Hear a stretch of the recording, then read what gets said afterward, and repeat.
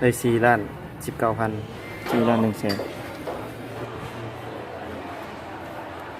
เดี๋ยวมีเงิน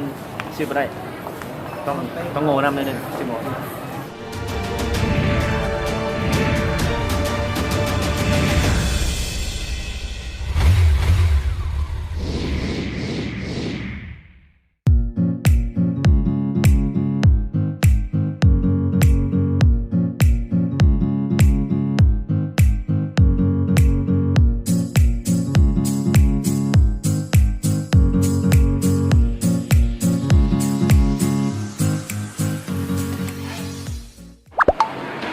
พาตุลามาเที่ยวห้างอยู่ดะนัง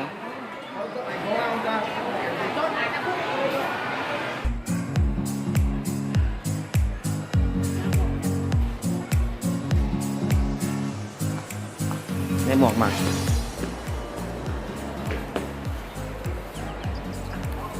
ที่ใช้ไป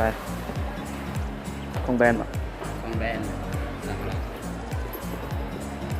มีแต่ตัวงาม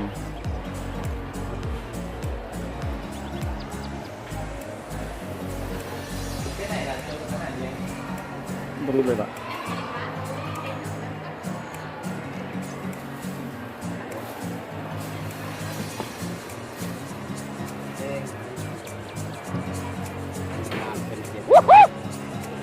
งามแต่ละคอตัวนี้ก็งามคือมันชาวบ้านเรา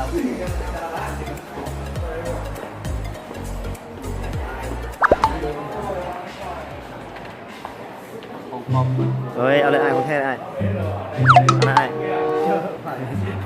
เอานะไอ้ของแท้ไอ้ทรงละนี่เกือบนี่นะเอาเผ็ดเลยดิเอาเผ็ดดิ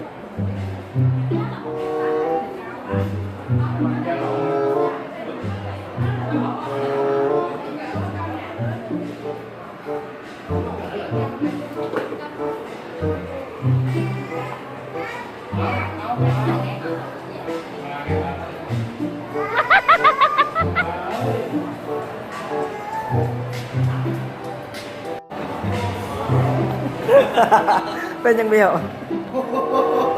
บอกว่ากูไปนี่กูจะเข่านะท่านไนกี้นะพวกท่านไนกี้อยู่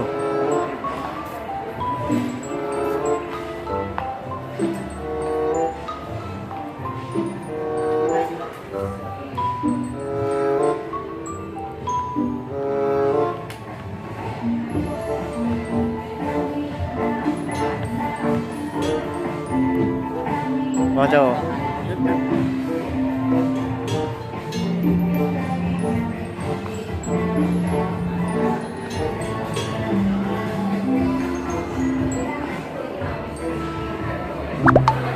เอาเบิ่งหันไนกี้บูของแท้และของกรอบ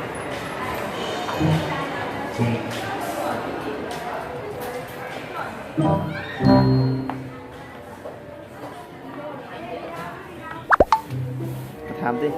ให้ราคามันเขียนอยู่ตอบอีก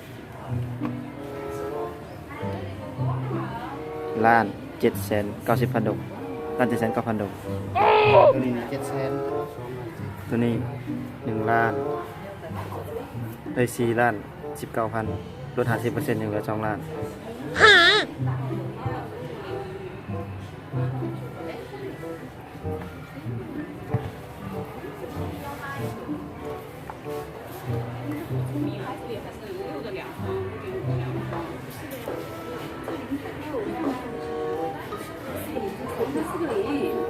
เอกสัตว์ซูม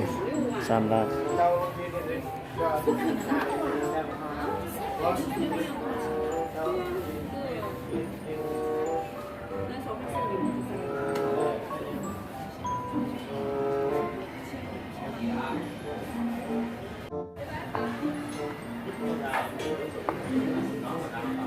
นี่ทำมือจ้าไหม4,100,000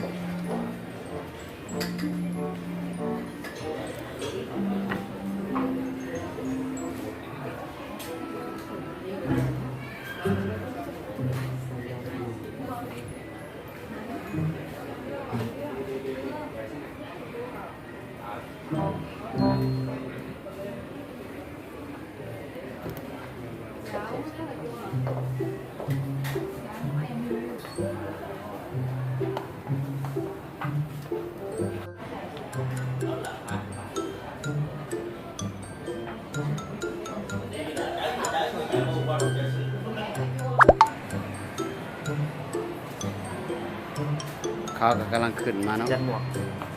ไทยดัดแท้ บักได้เจอของปลอมวัน 4 นี้ แสนดง บักได้เจอของ นี่จะเกือบพร้อม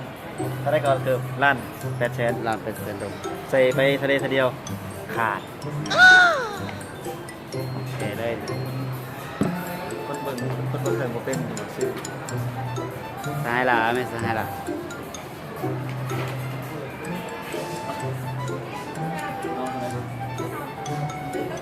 เวลาก็สิจัดหมวก ใส่เบิ่งราคาเบิ่งขอเบิ่งราคาได้โอ้อันนั้นเป็นหมวกประเทศใด 4แสนดง โอ้เป็นหมวกประเทศใด ไม่เห็นยังวะถ้าไม่เห็นบ่เห็นไม่เห็นใช่น่ะ สวยหนาเนาะ ไม่ได้เลยว่ะเอาถูกอ่ะใช่กามอ่ะคือว่าไม่เอาผู้มีกาโมนิกาแกะกาวเอาไปอยู่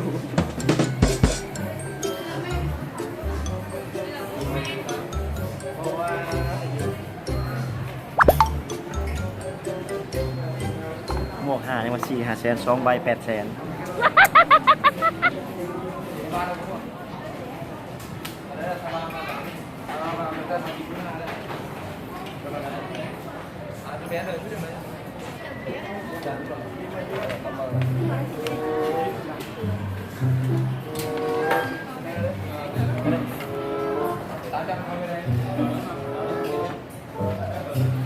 ทำไม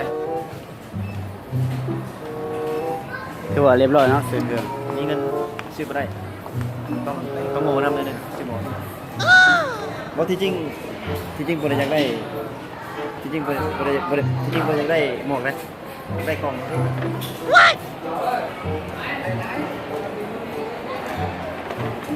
บาร์นี่ตอนแรกนี่สิไปเที่ยวไซต์ต่อตอนแรก กับมีแต่ซื้อกำห้องแล้วมัน บ่ 8 แสน บ่แม่นเด้อันนั้น อ๋อกำห้องก็มีเงินเลย 4 โมง 8 แสน 4 โมง 4 โมง ตอนแรกไปเรียนหอยอันต่อประมาณ4 โมงหอยอันเป็นสถานที่เก่าแก่ของญี่ปุ่นเดี๋ยวจะพาไปถ่ายรูปกันนะแล้วก็เก็บภาพบรรยากาศหน่อยหนึงให้เบิ่งไปกลับมา Lions roaring in the morning sun, searching for a longer day. People feeling like the light has just come. We must never stop the way. Yeah. Birds chirping and I hear my name, grasping.